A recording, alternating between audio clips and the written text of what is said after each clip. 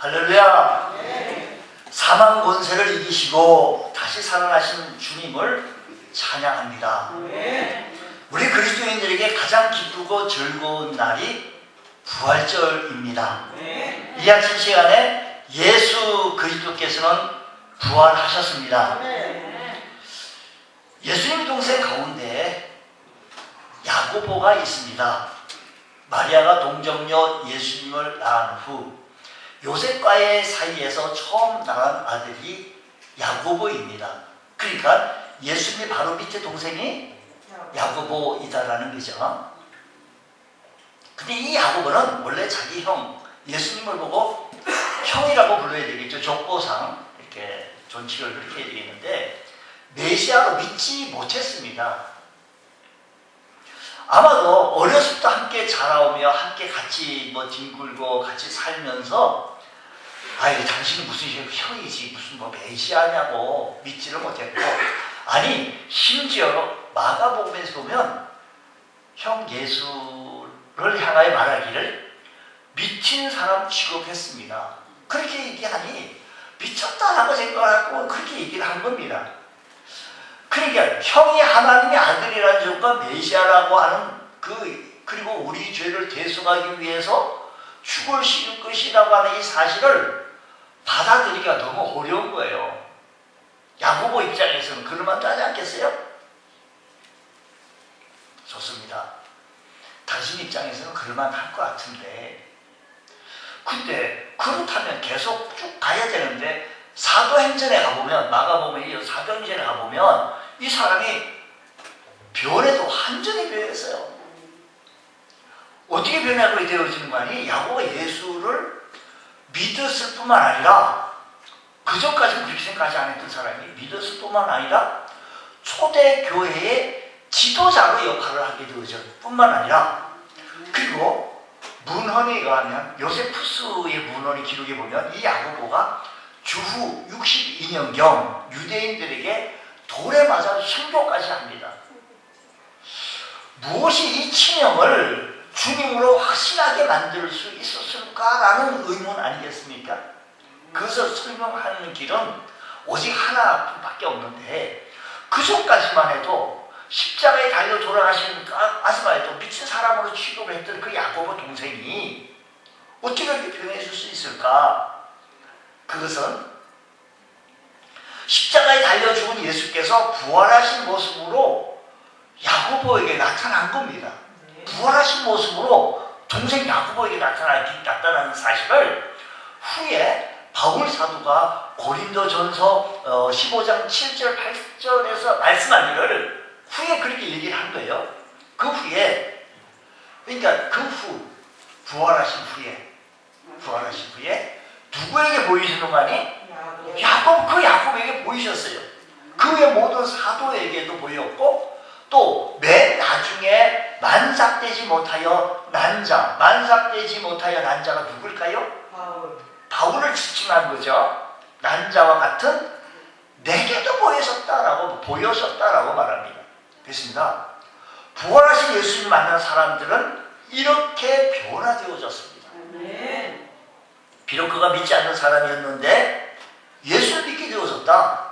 아니, 믿는 정도가 아니라 주를 위해 살고 주님 때문에 죽는 사람이 되어졌던 모습을 바라보면, 누가 협박해서 누가 사탕 발림해가지고 그럴 수가 없습니다. 자기 목숨까지 내놓는 것이 그럴 수가 있겠습니까? 부활하신 주님을 만났기 때문인 것입니다. 야고보도 바울도 그랬으니 우리 모두는 오늘 부활하신 주님을 만나실 수 있는 귀한 은총이 있기를 주의 이름으로 축복합니다. 자, 보면 예수님은 다시 사셨습니다.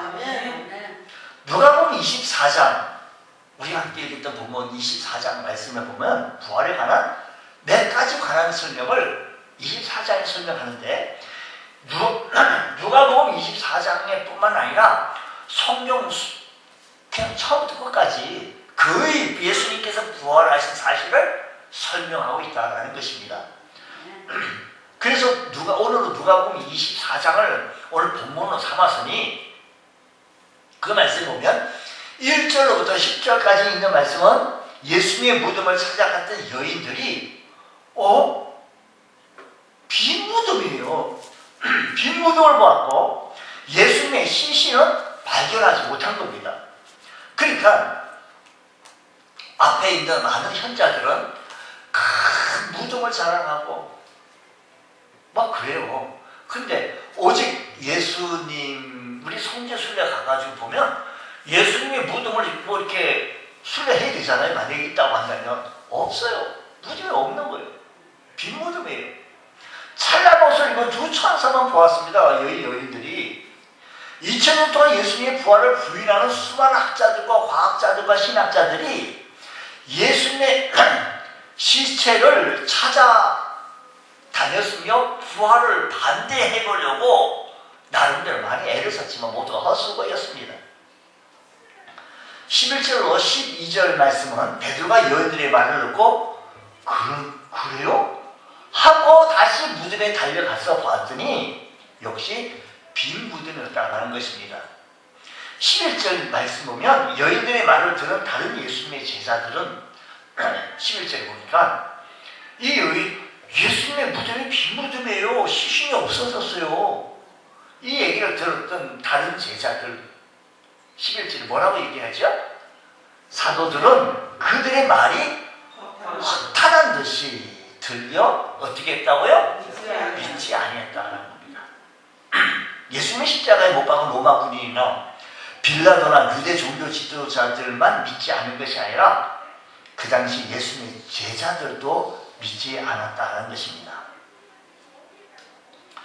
30절로 35절은 예루살렘을 떠나 예루살렘을 내려가던 두 제자가 길에서 예수를 만나고 부활신학을 회복한 뒤 다시 예루살렘으로 돌아왔다는 그런 이야기입니다. 우리는 이 두 제자의 행보 속에서 우리에게 주시는 교훈이 무엇인지를 찾아보고자 합니다. 자, 먼저 오늘 본문에 나오는 예수님의 제자는 모두 2명으로 지금 소개해요. 예수님 그 많은 제자 중에 2명을 소개하고 있는데 그 중에 한 사람은 글로바이고 그 중에 한 사람의 이름은 밝히지 않으니까 우리가 성경에서 밝히지 않으면 그대로 갈 수밖에 없는데 여기저기 찾아봐도 이름이 밝히지 않았지만 어쨌든 이 두 사람들은 예수님을 뜨겁게 사랑했고 예수님께 소망을 두고 주님의 뒤를 따랐던 사람들이 분명했던 것을 알 수가 있습니다. 예수님께서 십자가에 달리신 사건 이후에 이들이 그동안 따랐던 주님께서 허망하게 십자가에 처형당하게 되어지자 믿었던 그분이 신뢰했던 그분이 허망하게 십자가에 달려 돌아가시자 낙심이 돼도 보통 낙심이죠. 그렇게 신뢰했다고 그렇게 믿었는데 낙심이 되어 허망하게 예루살렘에서 엠마오로 터를 내려가게 되어졌다 이 말씀인 것입니다. 이 말씀을 다시 한번 또 우리 먼저 관찰을 좀 해보면 오늘 본문에서 24장 13절 말씀을 보면 그날에 그들 중 둘이 예루살렘에서 25리 되는 그러니까 엠마오라고 하는 이 도시가 25리 한 12km 정도 떨어져 있는 지점에 가고 있는 겁니다.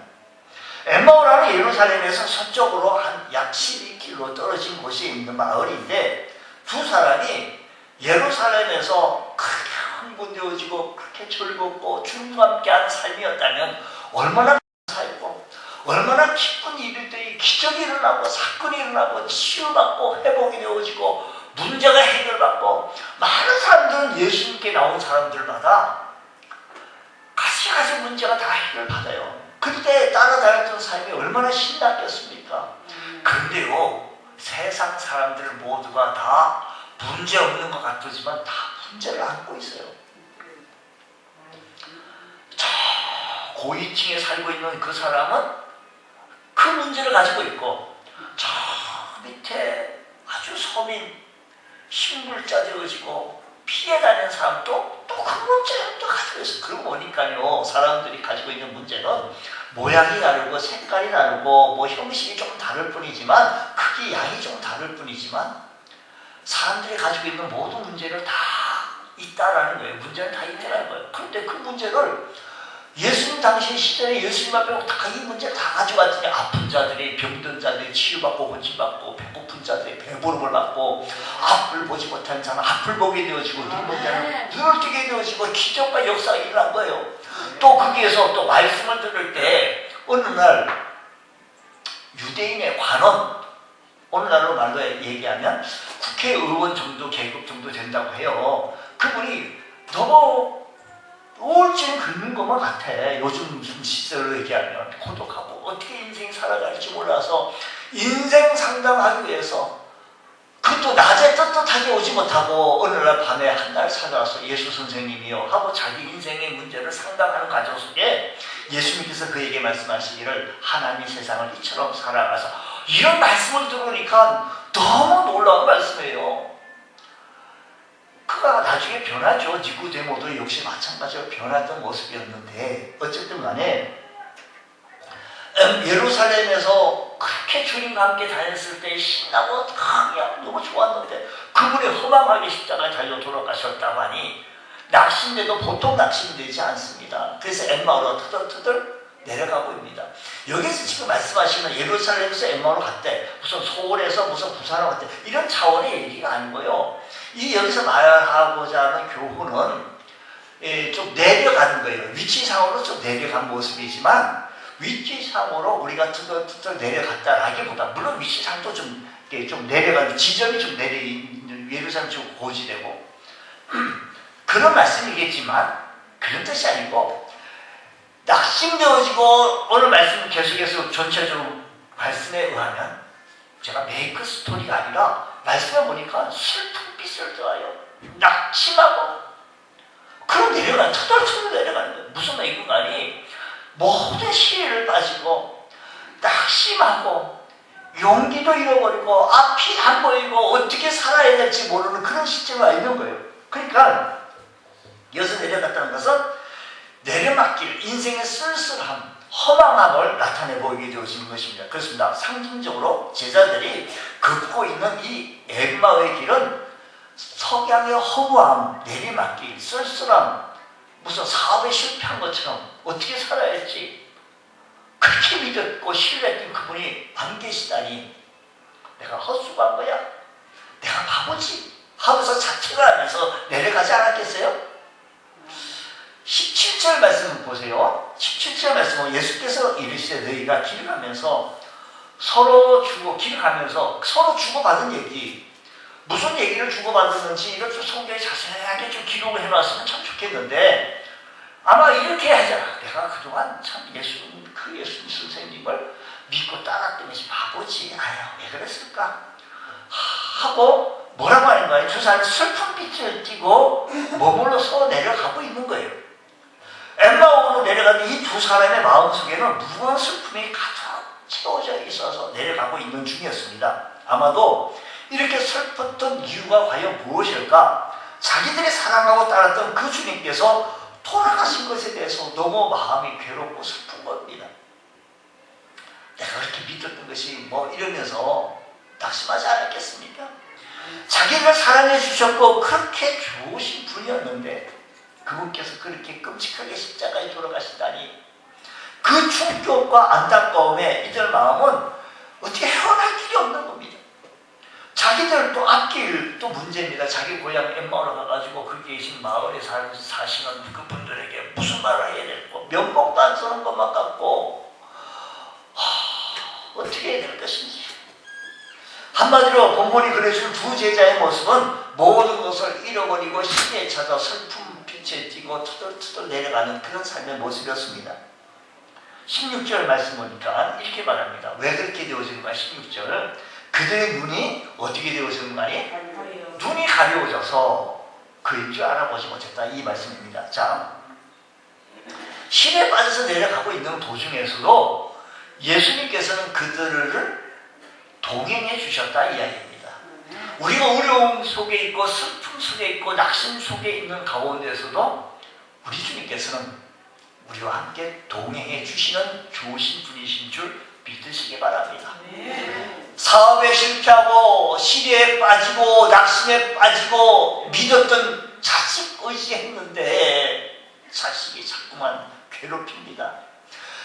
믿었던 상대를 바라보며 시리에 빠질 수가 있습니다. 우리들의 삶의 현장 속에는. 그러나 그 삶의 현장 속에서도 우리 주님께서는 나와 동행하시는 줄 믿으시기 바랍니다. 왜 안 보이는 겁니까? 그 실망이 너무, 그 낙심이 너무 앞을 가리게 만드는 거예요. 눈이 가리게 만드는 거예요. 예수님이 안 보이고 주님이 안 보이고 그 낙심이, 그 아픔이, 그 실망이, 그 슬픔이 자꾸만 가리다 보니까 주님 동행하는 주님이 안 보이는 거예요. 오늘 우리 부활주일 아침 예배에 출석하신 사랑하는 성도 여러분, 우리 모두에게는 주님을 만나시기 바랍니다. 주님과 동행하시는 그분을 찬송하시기 바랍니다. 할렐루야! 주님을 의지하시기 바랍니다. 오늘 나와 함께 하시는 그 주님을 붙드시는 역사가 있기를 축복합니다. 모든 것을 낙심하여 신령한 세계와 보지 못하는 것. 보세요. 안과 의사의 말에 의하면 사람들이 눈에 발생하시는 질환이, 눈에 발생되어진 이런 질환이 수십 가지라고 해가지고 한 가지 꼭 집어가지고 말할 수 없다라고 얘기하는 거죠. 근데 대체적으로 이렇게 보게 되어지면 사람의 눈은요, 사물을 바라보는 눈, 또 이웃을 바라보는 눈이 있습니다. 사물을 바라본다는 것은 무슨 신문을 보고 자연을 보고 산을 보고 바다를 보고 사물을 또 바라보겠죠. 이웃을 바라보는 눈은 영민의 눈, 사랑의 눈, 이웃을 또 바라보는 눈이 있겠어요. 세계를 바라보는 눈, 세계를 바라보는 인간의 눈 자체는 가시거리가 그렇게 멀지 않습니다. 그래서 천리 아니라고 하는 말은 있긴 있습니다만 그거는 불가합니다. 천리를 어떻게 바라보겠습니까? 보조 장치를 이용해서 월세계도 볼 수가 있고 사람의 위장 안에 있는 내시경을 통해서 또 바라볼 수도 있겠습니다. 보조 장치를 통해서. 어쨌든 간에 세계를 바라보고 모든 사물을 또 바라보는 눈이 있습니다. 또 거기에 하나님을 바라보는 눈이 있습니다. 이 눈은 믿음으로 바라보는 보조수단을, 보조장치, 즉 믿음으로 바라보는 눈 아니고는 바라볼 수가 없습니다. 나와 동행하시는 그 주님이 성령의 도우심으로 아니고는 나와 동행하시는 주님이 보이지가 않는 거예요. 아니, 지금 엠마오로 내려가고 있는 이 예루살렘에서 내려간 이 제자가 처음 있는 초신자라고 한다면 이해되겠지. 예수 예자도 모르고 성령 말씀, 설교도 말씀 못 들어먹고 성경도 공부 못했던 일을 못했던 분이라고 한다면 그럴 수도 있겠지. 하지만 3년 동안 따라다니고 역사를 바라보고 주님과 동행했던 그 사람이었는데도 불구하고 그것도 다름이 아닌 예수님과 동행했던 그분이 주님을 알아보지 못했다는 것은 얼마나 많은 눈이 가려졌겠냐 이야기입니다. 무엇으로? 하나님을 바라보는 눈이 가려졌다는 겁니다. 눈이 가려졌다는. 오늘 여러분, 우리가 하나님을 바라보는 눈이 활짝 열려져서 주님과 동행하신 그 주님을 바라볼 수 있는 귀한 은총이 있기를 축복합니다. 사도행전 9장 16절 말씀에 의하면 바울 사도, 즉 사울이 눈에 비늘 같은 것이 벗어서 다시 보게 된지라 해요. 그렇게 앞에 얘기를 보게 되어지니까 사울에게 어느 날 예수님을 핍박하려고, 그 예수님을 핍박하려고 담에석으로 막 가는데 하늘에서 강한 빛이 의하여서 앞을 보이지 않는 거예요. 근데 앞을 보지 못해가지고 앞을 보이지 않은 그 상황 속에서 집가라는 동네에 가서 아나니아라는 집으로 방문하게 되어졌는데, 여기 연 속에서 16절 보면 사울의 눈에서 비늘 같은 것이 벗어서 다시 보게 됐다는 거예요. 앞을 보지 못한 사울의 눈에서 비늘 같은 것이 벗어지자 다시 보게 되어졌다는 것인데, 주경가, 성경 주해가들은 이 비늘 같은 것이 벗어졌다는 것을 많은 자기 그를 두 눈에서 벗어나게 됐다라는 겁니다. 즉 눈을 가려워서 안 될 것이 벗겨졌다라는 겁니다. 우리가 하나님 존재를 믿지 못하는 것은 눈에 뭔가 좀 씌워졌기 때문입니다. 우리가 영원한 천국을 믿지 못한다라고 하는 것은 우리 눈에 막이 가려워졌기 때문입니다. 예수님의 부활을 믿지 못하는 것은 신령한 눈이 어두워졌기 때문인 것입니다. 내 눈을 덮고 있는 불신앙의 거풀을 벗겨내고 눈을 밝혀보일 때 살아서 역사하신 주님을 만날 수가 있는 줄 믿으시기 바랍니다. 그리고 그 눈으로 다시 사신 주님을 바라볼 수 있는 우리 믿음의 권속들 되어주시기 바랍니다. 중세기 천주교의 교리와 또 선물 숭배가 믿음의 눈을 어둡게 했던 것입니다. 그때를 우리는 이렇게 얘기합니다. 암흑기였다라고 말합니다. 21세기는 인간의 지식과 과학 문명이 하나님을 바라보는 눈이 가려져요. 어둡게만 눈을 가립니다. 영적 암흑기에 접어든다고 합니다. 여기 두 제자의 경우 신령한 눈이 어두워졌기 때문에 곁에 계신 주님을 알아보지 못했던 겁니다. 그렇습니다. 부활하신 주님을 만나면 우리 눈에 비늘 같은 것이 벗겨져서 보게 된다 라는 사실을 기억하시면서 주님 오늘 이 아침 시간에 부활하신 주님을 만나게 하여 주옵시고 나와 동행하시고 나에게 말씀하신 주님을 바라볼 수 있는 귀한 은총의 은혜가 있게 하여 주옵소서. 우리 모두 부활하신 주님을 찬양하며 그분을 만나실 수 있는 귀한 은총의 은혜가 있기를 바랍니다. 믿음의 눈이 신뢰한 세계를 바라보는 눈이 열려지시기를 축복합니다. 하나님의 역사가 임하시기를 바랍니다. 하나님의 은혜의 역사가 우리의 삶 속에 임하셔서 우리의 모든 부정, 불만, 원망 떠나가게 하여 주시고 신뢰한 세계를 바라볼 수 있는 귀한 은총의 은혜가 일어나시기를 주의 이름으로 축복합니다. 주여 이 예루살렘에서 엠마오로 내려오는 두 제자에게 쓸쓸하고 낙창되어진 이 모습 속에서 어떻게 해서 눈을 바라보게 되었었습니까? 사실은요 이 제자가요 예수님께서 부활하신다는 소식을 들었어요. 내가 이 오늘 말씀 24장 22절 23절 말씀 다시 한번 좀 확인해보고 또 가봅시다. 22절 말씀 보면 또한 우리 중에 어떤 여자들이 우리로 놀라게 하였으니 22절 이는 그들이 새벽에 무덤에 갔다가 여자들이 새벽에 무덤에 갔다 23절 그의 시체는 보지 못하고 와서 무덤에 갔더니 그의 시체는 보지 못하고 와서 그가 살아나셨다는 천사들의 나타남을 보았다. 이 얘기를 여기 두 제자가 들었어요. 앞에 얘기하는 것처럼 그 얘기를 들었는데 제자들이 허탈하듯 믿지 못했던 것처럼 여인들이 주님의 무덤에 갔다가 주님의 부활 소식을 전했지만 이들은 믿지 못하고 어떻게? 낙향한 거예요. 예루살렘에서 엠마오로 쓸쓸해요. 예수님 부활할 걸 아닌 걸로 믿는 거예요. 안타까운 것은 주님께서 분명히 사흘 만에 예수님께서 살아날 것이라고도 말씀하셨고 또 무덤에서 확인했던 사람 어떤 여인들이 와가지고 전해주었지만 이 두 제자는 믿지 못하고 절망하고 낙심 속에 내려가고 있었던 것이었습니다.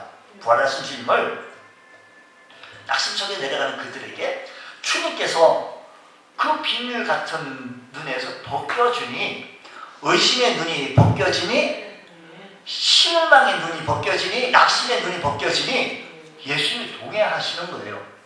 그러니까 예수님께서 동행하셨을 때 그들은 변화되어집니다. 어떻게 변화되어지는 거 보니 주 부활하신 주를 만난 이 두 사람에게 놀란 역사가 임하게 되어지는데 눈이 밝아져요.